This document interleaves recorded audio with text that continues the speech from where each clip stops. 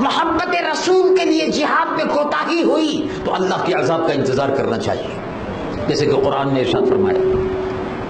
تو حضور پر نور صلی اللہ علیہ وسلم کی عزت و ناموس کے لیے صحابہ رضوان اللہ علیہم اجمعین جان کی بازی لگا دیتے تھے، اسی لیے اللہ نے قرآن میں ان کی تعریف فرمائی۔ کیا ارشاد فرمایا؟ رب العالمین جل جلالہ عما والہ ارشاد فرماتا ہے رجال، یہ وہ افراد ہیں امت کے، یہ وہ رجال کار ہیں امت کے، یہ وہ لوگ ہیں امت کے صحابہ رضوان اللہ علیہم اجمعین۔ رجال صدقوا ما عاهدوا الله عليه فمنهم من قضى نحبه ومنهم من ينتظر وما بدلوا تبديلا۔ یہ وہ لوگ ہیں صحابہ کی، یہ وہ مقدس جماعت ہے، صدقوا ما عہد اللہ علیہ، سچے اترے اس پیمانے پر جو عہد اور پیمان کیا تھا اللہ سے اور اس کے رسول سے، اللہ سے جو عہد و پیمان کیا تھا، صدقوا، سچ ثابت کر کے دکھایا، یعنی اپنی جان کی بازی لگا دیتے تھے۔ فمنہم من قضی نحبہ، انہی صحابہ میں ایک مقدس جماعت وہ بھی ہے جس نے اپنے وعدے کو پورا کر دیا، اللہ کی راہ میں جانیں قربان کر دی، اور باقی جو ہے وہ انتظار میں بیٹھے ہیں کہ کب وقت آئے اور ہماری جان کا نذرانہ اللہ کے حضور میں پیش ہو۔ یہ صحابہ کی مقدس جماعت تھی، حضور کے صحابہ بے مثل اور مقدس جماعت تھی، رضی اللہ عنہم ورضوا عنہ۔ ابو بکر صدیق رضی اللہ عنہ وارضاہ، یہ حضور کے صحابی ابو بکر صدیق رضی اللہ عنہ خلیفہ اول، ابو بکر صدیق رضی اللہ عنہ جانشین رسول صلی اللہ علیہ وسلم۔ ابو بکر صدیق رضی اللہ عنہ حضور پر نور صلی اللہ علیہ وسلم کے وصال مبارک کے بعد ایک جگہ تھی چوپال، جس کو کہتے ہیں سقیفہ بنی ساعدہ۔ اس چوپال میں جہاں مجلس مشاورت بیٹھتے تھے لوگ باغ اپنے فیصلے کرنے کے لیے، قبائل کے لوگوں کے، جن کے ہاتھ پر بڑے بڑے جلد قدر صحابہ نے بیعت کی۔ پھر مسجد نبوی میں بیعت عامہ ہوئی اور ابو بکر صدیق خلیفہ منتخب ہو گئے۔ خلیفہ منتخب ہونے کے بعد آپ نے پہلا کام یہ کیا کہ حضرت اسامہ ابن زید رضی اللہ عنہ ان کو جہاد پر روانہ کیا، کہا کہ اب آپ جائیے۔ اس لشکر کو حضور نے تیاری کا حکم دیا تھا اور روانہ فرمانے کا ارادہ تھا۔ جب طبیعت مبارک ناساز ہوئی تو یہ ٹھہر گئے، صحابہ کی طرح تھوڑے دن انتظار کر لیتے ہیں، حضور کی طبیعت ناساز ہے اس کے بعد جائیں گے، روک دیا تھا، انتظامات بھی کرنے تھے۔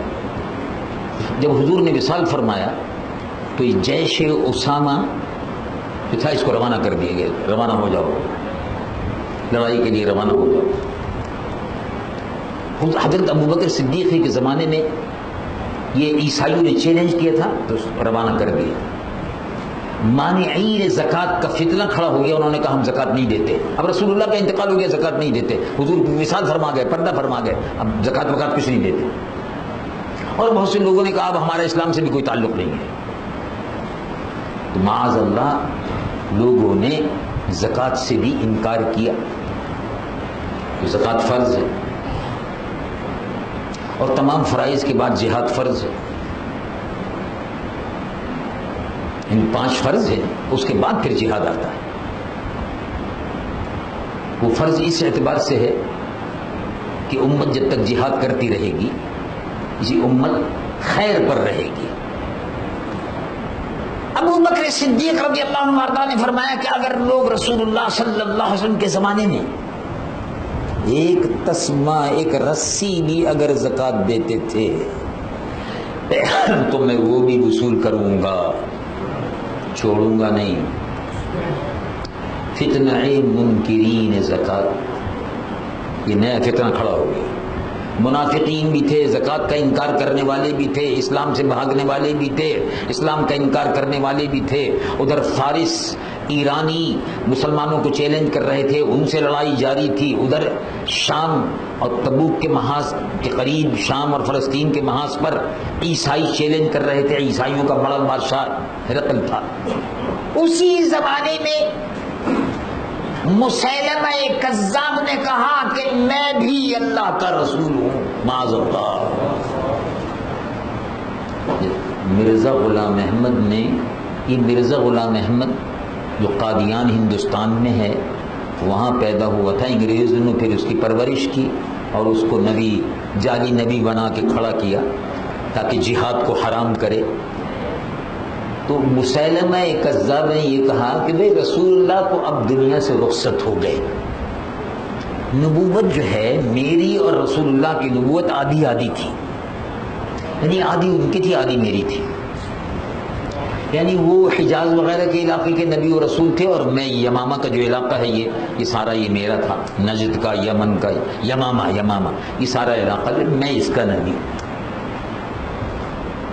اسی درمیان میں مسیلمہ کذاب نے نبوت کا دعویٰ کیا تو خبریں مدینہ شریف پہنچنی شروع ہو گئی۔ مدینہ شریف کئی سو میل کے فاصلے پر تھا، تو اس زمانے میں تو آپ جانتے کوئی وائرلیس سے سیٹ وغیرہ یہ تو تھے نہیں، تو آدمی آتے تھے تو خبر دیتے تھے، قافلے آتے تھے تو خبر دیتے تھے۔ اسی زمانے میں ایک عورت نے بھی نبوت کا دعویٰ کر دیا۔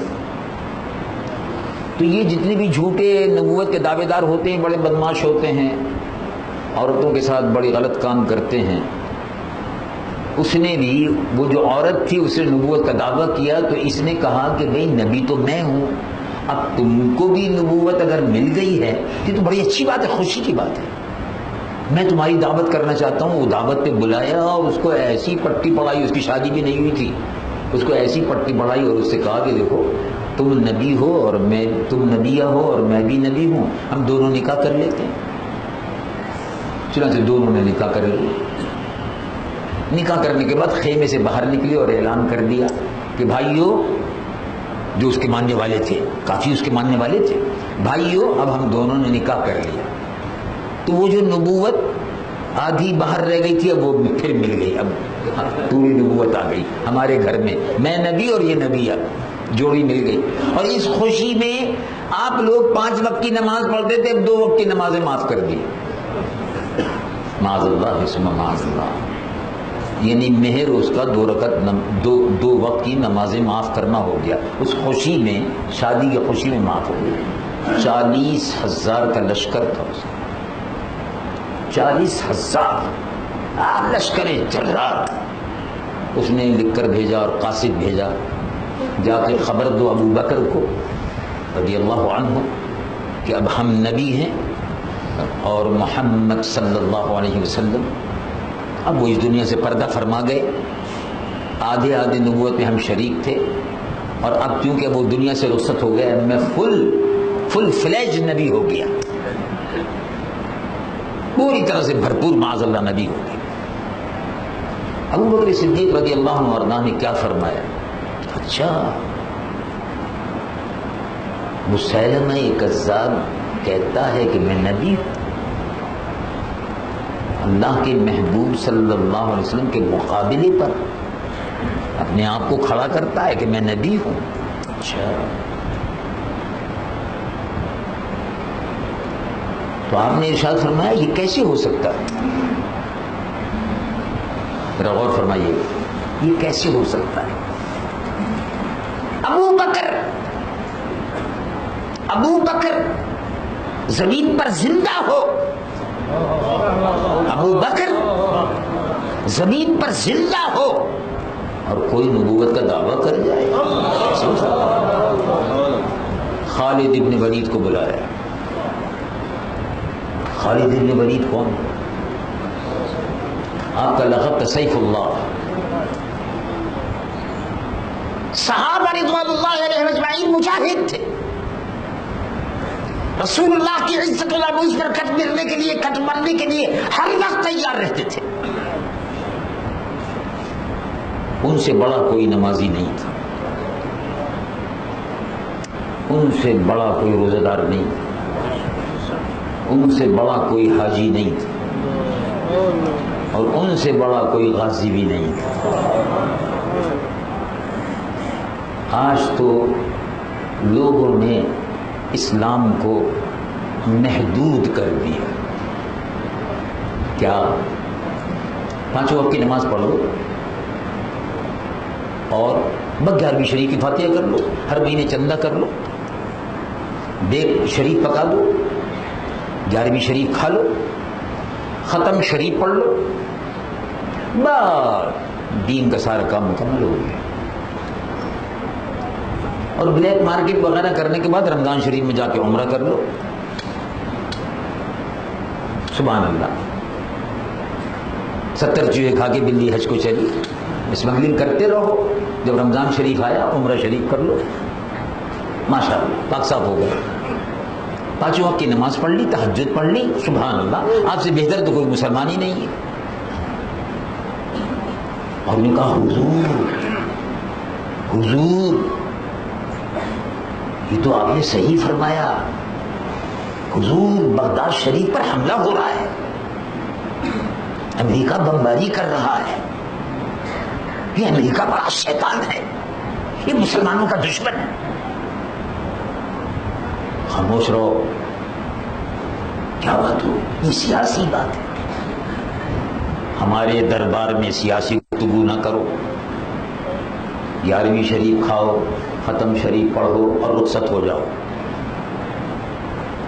سیاسی بات مت کرو۔ یعنی جس 11ویں والے پیر کے نام کی 11ویں کھا رہے ہیں، اس کے مزار پر اگر بمباری ہو رہی ہے، اس پر کوئی احتجاج کر رہا ہے، تو کہتے ہیں یہ سیاسی بات ہے، رہنے دو، ختم شریف پڑھتے رہو۔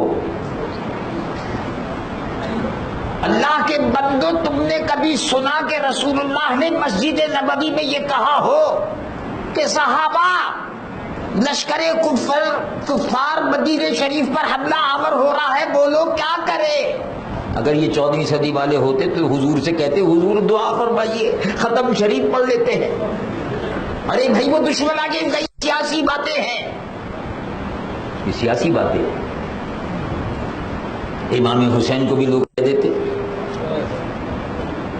کہ امام آپ کا کیا تعلق ہے، یزید کیا کر رہا ہے، شراب پی رہا ہے کہ ناچ رہا ہے کہ گا رہا ہے، رنڈیاں آ رہی ہیں کہ جا رہی ہیں، ٹھمکا لگ رہا ہے کہ نہیں لگ رہا ہے، وہ عاصمہ جہانگیر اس کے پاس ناچتی ہے کہ نہیں ناچتی ہے، آپ کو کیا ہے؟ کوئی قادیانی عورت ہے نا جو ابھی گئی تھی ہندوستان ناچنے کے لیے، ہندوستان میں اس نے بھارتی فوجیوں کے سامنے ناچی، اپنا ناچ دکھایا، اور بھارتی فوجیوں کے ہاتھ میں لڈو رکھے، کیونکہ بھارتی فوجی مسلمانوں کا قتل عام کر رہے ہیں، اس کو خوشی تھی، لڈو کھلا کے آئی ہے۔ یہ NGO ہے، نان گورنمنٹل آرگنائزیشن، NGOs، خدمت خلق کے نام پر یہ کروڑوں ڈالر امریکہ سے اب برطانیہ سے وصول کر کر یہ خبیث طوائف ہے یہاں سے جاتی ہے، ہندوستان کی سرزمین پر ہندوؤں کو اپنا ناچ دکھاتی ہے، یہ NGOs کہلاتی ہیں اپنے آپ۔ میں جو بات عرض کر رہا تھا وہ یہ تھی کہ حضور پر نور سید العالمین محمد رسول اللہ صلی اللہ علیہ وسلم کے جانشین ابو بکر صدیق، خالد کہاں ہیں؟ شام میں بلا کر بھیجو واپس، لشکر اسلام کی قیادت کر رہے ہیں، ابو عبیدہ بن الجراح العامری لشکر اسلام کی قیادت کریں گے، خالد کو واپس بھیجو۔ خالد کا لقب تھا سیف اللہ، یہ رسول اللہ کے صحابہ تھے، ان کی متعلق کسی شخص نے پوچھا کہ رسول اللہ کے صحابہ کی تعریف کیا تھی، تو انہوں نے صحابی رسول اللہ نے جواب دیا۔ تابعین جیسے ہوتا نا، بعد میں لوگ پوچھتے ہیں، کوئی آدمی مرا جائے، کسی کا انتقال ہو جائے، تو لوگ پوچھتے ہیں آپ کے نزدیک وہ کیسے تھے، آپ نے ان کو دیکھا، کیسا پایا؟ ایک تابعین جنہوں نے صحابہ کو نہیں، جنہوں نے حضور کے صحابہ کو مجموعی طور پر شہر مدینہ میں نہیں دیکھا تھا اور جہاد میں نہیں دیکھا تھا، نئے نئے مسلمان تھے، وہ کہا کہ صحابہ کی تعریف بیان کیجئے کیسے تھے؟ تو انہوں نے فرمایا ہم رہبان اللیل، ہم رہبان اللیل، صحابہ کی تم رسول اللہ کے صحابہ کی بات کرتے ہو، سبحان اللہ، ہم رہبان اللیل وفرسان النہار،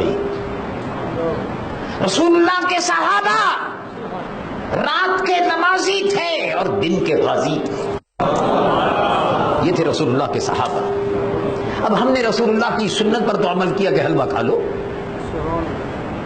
ختم شریف، نماز روزہ حج و زکات کر لو، اور اس کے بعد جب جہاد کا نام آئے تو گھر میں بیٹھ جاؤ، اور جب باطل قوتوں کے خلاف، باطل کے خلاف امر معروف اور نہی عن المنکر، برائیوں کو مٹانے کے لیے، نیکیوں کو پھیلانے کے لیے جد و جہد کا وقت آئے تو کہہ دو سیاست ہے، ہمارا اس سے کوئی تعلق نہیں۔ یہ بہانے بنتے ہیں لوگ باغ، اس لیے کہ اس میں پگڑی اچھلتی ہے، اسے میخانہ کہتے ہیں، یہ میخانہ محمدی ہے، میخانہ محمدی ہے۔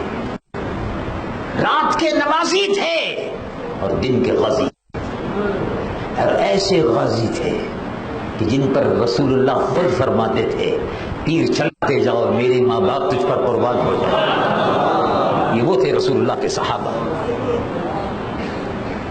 ابو بکر صدیق نے فرمایا ابو بکر زندہ رہے اور نبوت کے دعوے دار کرنے والے دعوے کرتے رہے، یہ نہیں ہو سکتا۔ خالد آ گئے، دمشق سے واپس آ گئے، کہا تیاری کرو، لشکر تیار کرو۔ زمین پر، اس زمین کو مسلمہ جھوٹے نبی کے وجود سے پاک کر دو، لشکر تیار کرو، جاؤ میدان جنگ میں۔ زید بن خطاب حضرت عمر کے بھائی اور بڑے بڑے جلیل و قدر صاحب، 1000 حافظ قرآن صحابہ اس لشکر میں شامل تھے، حملۃ القرآن۔ آپ کو معلوم ہے حافظ قرآن کا مرتبہ کیا ہے؟ میرے آقا حضور پرنور محمد رسول اللہ صلی اللہ علیہ وسلم نے ارشاد فرمایا اکرموا حملۃ القرآن، حامل قرآن، حافظ قرآن کی عزت کرو۔ من اکرمہم فقد اکرمنی، جس نے حافظ قرآن صحابہ کی عزت، حافظ قرآن کی عزت کی، اس نے میری عزت کی۔ ومن اکرمنی فقد اکرمہ اللہ، اور جس نے میری عزت کی اللہ اس کی عزت فرمائے گا۔ اور رسول اللہ کے صحابی نمبر 1، پھر حافظ قرآن نمبر 2، اور عالم علوم قرآن، یہ تھے جلیل القدر صحابہ۔ 18,000 کا لشکر تیار ہو۔ اچھا مسیلمہ کذاب جو تھا، وہ بھی تھا کہ میں نماز پڑھتا ہوں، اور کہتا وہ بھی تھا کہ میں اللہ وحدہ لا شریک مانتا ہوں۔ مرزا غلام قادیانی سے 2 قدم آگے تھا، یہ خبیث کہتا تھا کہ منم محمد و احمد کے مجتبی باشد۔ مرزا غلام قادیانی کہتا تھا کہ تم، اور اس کا ترجمہ اس کے ایک آدمی نے کیا، اکمل نے، یہ تو اس کا خود کا کہنا تھا، منم محمد و احمد کے مجتبی باشد، مجھ پر وحی آئی ہے۔ کیا وحی آئی ہے؟ مجھ پر وحی آئی ہے کہ میں ہی محمد ہوں، معاذ اللہ استغفر اللہ، اور میں ہی احمد ہوں، اور اللہ نے مجھ کو چن لیا۔ یہ مرزا کہتا تھا میں ہی ہوں، میں ہی۔ ترجمہ اس کا یہ کیا اسی کے آدمی نے کہ محمد پھر اتر آئے ہیں ہم میں، محمد صلی اللہ علیہ وسلم پھر اتر آئے ہیں ہم میں، اور اگر کسی کو دیکھنا ہو تو آگے دیکھ لے قادیان میں۔ قرآن بھی دوبارہ اترا، حضور بھی دوبارہ تشریف لائے، انا قریبا من القادیان، اور یہ کیا کیا بکواس اس کی، بےہودہ خرافات و لغویات، شیطانی باتیں اس کی. یہ مرزا غلام قادیانی اس سے بھی 2 قدم زیادہ ہی تھا، کیونکہ اس کو انگریزی نے پرورش کیا تھا نا. ابو بکر صدیق رضی اللہ عنہ وارضاہ نے مسیلمہ کذاب کے مقابلے پر 18,000 صحابہ اور تابعین کا لشکر، جس میں 1,000 حافظ قرآن صحابہ تھے، ان کو بھیجا. مارکا شروع ہو گئی. اس کے وجود سے زمین کو پاک کرنا. بڑے جانباز سپاہی تھے اس کے بھی، 40,000 کا لشکر تھا. لیکن دیکھو، کیونکہ اللہ صلی اللہ علیہ وسلم، کیونکہ وہ نماز بھی پڑھتا تھا، کیونکہ وہ اللہ اکبر بھی کہتا تھا. جب اس کے سپاہی لڑتے تھے تو کہتے تھے اللہ اکبر. اب مسلمانوں کے لیے مسئلہ پیدا ہو گیا کہ بھئی کیا کریں، کیا کریں. میں کہا بالکل کوئی بات نہیں، آسان علاج ہے. تو محدثین نے لکھا، محدثین نے فرمایا کہ لشکر مسیلمہ کذاب جھوٹے نبی کے لشکر سے اللہ اکبر کی آوازیں آتی تھی. جب وہ لشکر مقابلے پر مسلمانوں کے آتا تھا تو اب یہ سوچتے تھے کہ یار یہ بھی اللہ اکبر کہہ رہا ہے. خبیث ہے. تو انہوں نے کہا ٹھیک ہے، یہ اللہ اکبر کہہ رہے ہیں. مسلمانوں نے اس کے جواب میں یا محمد یا رسول اللہ،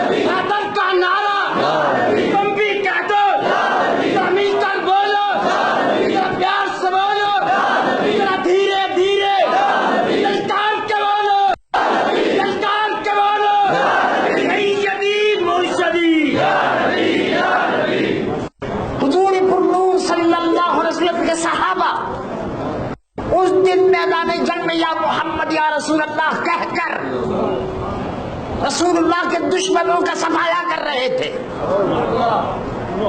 اور مار کا سر ہو گیا. مسلمہ کذاب کو قتل کر دیا. 1000 حافظ قرآن صحابہ میں سے 700 حافظ قرآن صحابہ اس دن شہید ہوئے، لیکن اپنی جانوں کا نذرانہ رسول اللہ کی عزت و ناموس کے لیے، ختم نبوت کے لیے، اعلاء حضور پر نور سید العالمین محمد الرسول اللہ صلی اللہ علیہ وسلم کی ختم نبوت پر فدا ہونے کے لیے رسول اللہ کے صحابہ اپنی جانوں کی بازی لگا رہے ہیں. آج مسئلہ یہی پیش ہے. قادیانیوں کو سن 1974 میں آپ کی جمعیت علماء پاکستان نے قومی اسمبلی میں ریزولوشن پیش کر دی، قادیانیوں کو غیر مسلم اقلیت قرار دلوایا، مسلمان کی تعریف شامل ہو گئی، اسلام سرکاری مذہب بنا. یہ آپ کی جمعیت علماء پاکستان نے کیا تھا. اب وہ دستور جس میں قادیانیوں کو غیر مسلم اقلیت قرار دیا گیا ہے وہ دستور معطل ہو گیا. اسی لیے ہم مطالبہ کر رہے ہیں کہ گستاخ رسول کی سزا سزائے موت ہے. جنرل صاحب نے اس کو مان لیا. 8 مئی کو آپ کی جمعیت علماء پاکستان کی دعوت پر تمام دینی جماعتوں کا لاہور میں اجلاس ہوا پچھلے مہینے میں. ختم نبوت کے تحفظ کے لیے قومی کانفرنس ہم نے بلائی تھی. جمعیت علماء پاکستان اس کی میزبان تھی. تحفظ ناموس رسالت، تحفظ ختم عقیدہ، ختم نبوت، مرزا قادیانی کو جو غیر مسلم قرار دیا گیا ہے اس کو دستور میں شامل کرنے کے لیے، پی سی او میں، عبوری آئین میں شامل کرنے کے لیے اور جمعے کی تعطیل کے لیے مطالبات تھے۔ تو الحمدللہ ناموس رسالت کے مسئلے پر حکومت کے پاس کوئی عذر نہیں تھا۔ ہم یہ عقیدہ رکھتے ہیں کہ کوئی شخص اگر حضور پر نور صلی اللہ علیہ وسلم کی گستاخی کا مرتکب ہو، مثلا چادر مبارک حضور پر نور صلی اللہ علیہ وسلم کی رضا مبارک، اس کے متعلق اگر ایسے الفاظ استعمال کر لے کہ جس سے حضور کی چادر مبارک کی توہین ہوتی ہے، اس کی سزا کیا ہے؟ موت۔ توبہ قبول نہیں ہے، توبہ قبول نہیں ہے، موت۔ دیکھو ایک مثال دیتا ہوں، حضور پر صلی اللہ علیہ وسلم کو لوکی بہت پسند تھی، کدو، لوکی۔ جب بھی حضور کی خدمت اقدس میں سالن پیش کیا جاتا ہے لوکی والا، تو انگلی مبارک کو اس میں ڈال کر لوکی تلاش فرماتے تھے، لوکی لے کر نوش فرماتے تھے، لوکی پسند فرماتے تھے۔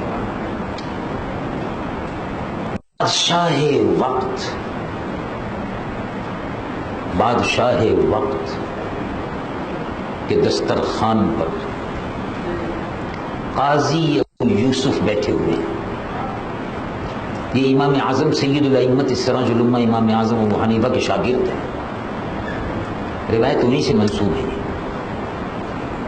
قاضی صاحب بیٹھے ہوئے ہیں، دسترخوان بچ گیا، بادشاہ بھی بیٹھے ہوئے ہیں، ہارون رشید۔ لوکی جب جیسی دسترخوان پر آئی، قاضی صاحب نے فرمایا سبحان اللہ بھائی کیا بات ہے، بڑا بابرکت دسترخوان ہے، میں تو لوکی پکوا دیا۔ آپ نے لوکی شریف کہا حضور اس کو پسند کرتے اور میں بھی پسند کرتا کیونکہ میرے آقا کو پسند تھا۔ ایک وزیر بیٹھا ہوا تھا، دسترخوان پر وزیر بیٹھا ہوا تھا، اس نے کہا لیکن مجھے یہ پسند نہیں ہے۔ قاضی صاحب کھڑے ہو گئے، قاضی صاحب کھڑے ہو گئے، بادشاہ کے سامنے وزیر کا ہاتھ پکڑ لیا، کہا کہ چلو تم نے میرے رسول کی گستاخی کی، اب میں تم کو سزا دیے بغیر نہیں چھوڑوں گا۔ جو چیز حضور کو پسند تھی اس کو کہنا ہوگا کہ مجھے بھی پسند ہے، اور جو چیز حضور پسند فرمائے اور وہ کہے کہ مجھے پسند نہیں ہے، اس کو پھر زندہ رہنے کا نہیں دیا جا سکتا۔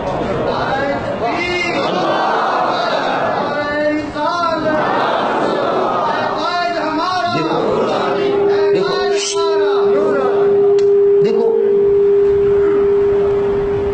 مکہ معظمہ کی بڑی فضیلت ہے، اب آپ کو سمجھاتا ہوں ایک چھوٹی سی مثال۔ مکہ معظمہ کی بڑی فضیلت ہے، کیا فضیلت ہے؟ رب العالمین جل جلالہ محمد علیہ ارشاد فرماتا ہے ومن دخلہ کان آمنا، جو بیت اللہ شریف میں داخل ہو گیا اس کو امن مل گیا۔ اب ایک آدمی نے قتل کیا، قتل کرنے کے بعد بھاگ کے کعبۃ اللہ شریف میں چلا گیا، مسئلہ یہ ہے کہ اس کو مت پکڑو، آئے گا تو صحیح باہر۔